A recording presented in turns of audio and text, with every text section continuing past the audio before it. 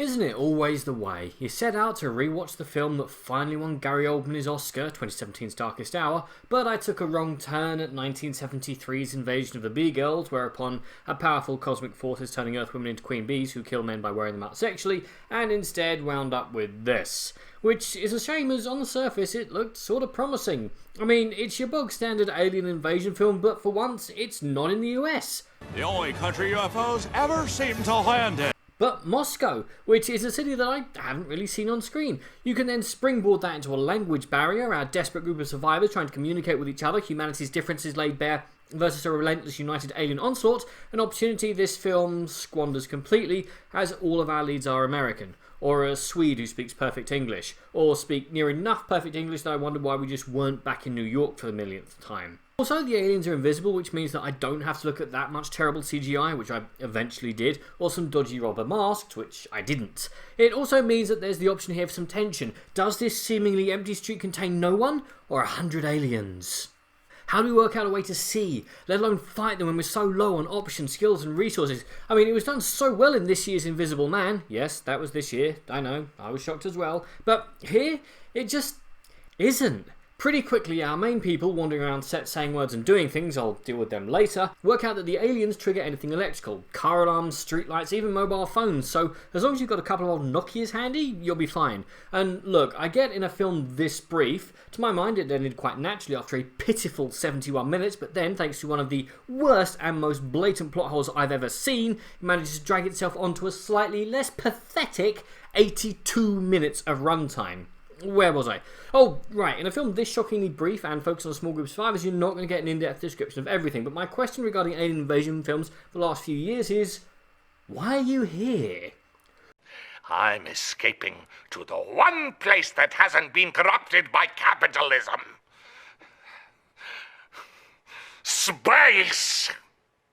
Why did you fly 90 billion light years to start a fight? In Skyline, an incredibly underrated film, the aliens were after our brains.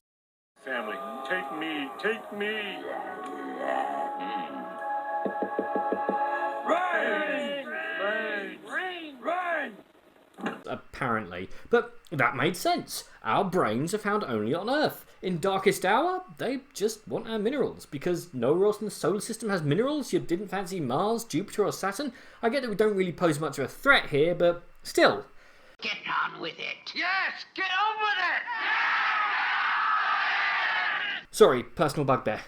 Back on track, and we find wandering around Moscow humans! Well, a few of them. Our main group are a bunch of idiots with no personalities, depth, charisma or skills beyond seemingly getting everyone around them, who are universally way more interesting and fun to be around, killed. They also have no names in my notes or even vague descriptions, since they were just one blob of screaming nothingness.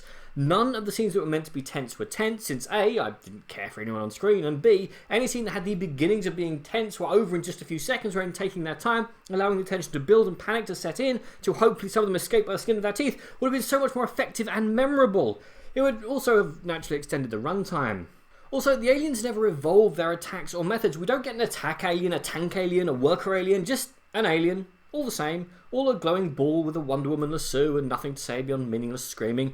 No sense of a hierarchy or command structure or any variation in any way, shape or form, and after a while they just get boring and predictable. I mean, even the death scenes lack variety. I mean, you can tell a film is bad when a bunch of Russians cosplaying as a bunch of Mad Max extras barely cause me to garner a flicker of interest in these new people who seem to have wandered in from a much better film than the one I was watching. And then even they become boring, one-note people who seem to have no personalities beyond, I am Russian, I will defend the motherland.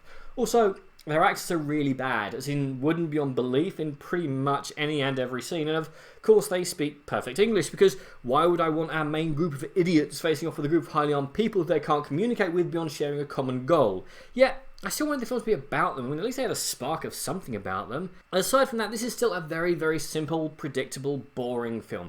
Group forms after the first 15 minutes, whereupon I'm now supposed to care about them. I didn't. Then seek to get out of where they are, somewhere else, without getting taken out by the invading forces. There's no deeper metaphor, no utilisation of Moscow as a shooting location beyond a few shots seemingly on behalf of the Russian tourism industry. The extras are more interesting and fun than our leaders, while they all die faster than a Game of Thrones actor wanting a pay rise. The invading aliens are boring, and it was just so short and yet so padded. Am I done? Yeah, I think I'm done. I probably have more things to say, like it was in 3D, which obviously didn't happen on my laptop, but I've spent more time working on this review than the film is long, so I'm off to watch Dredd, which also stars someone who was in this, which is a good enough reason to rewatch Dredd. Not that I need one. So this is a bomb. Do not see this film under any circumstances. Just rewatch War of the Worlds, the proper musical version from the 70s. But what did you guys think, and what is your favourite alien invasion hopeless onslaught film? Comment below, let me know. I'm Daniel, been a Dunking. If you've enjoyed this video, please like, share and subscribe.